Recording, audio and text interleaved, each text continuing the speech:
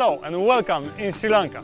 My name is Tomek Małek and today I would like to show you how to prepare frozen iced tea with Dilmah Elixir of Ceylon tea, which is genuinely ethical product as percentage of its profits helps children, women and men of NJF Charitable Foundation.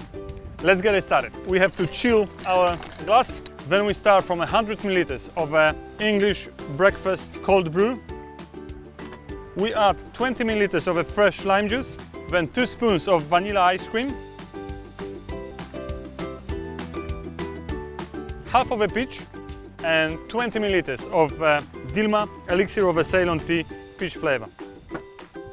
Then we add a large ice scoop of ice.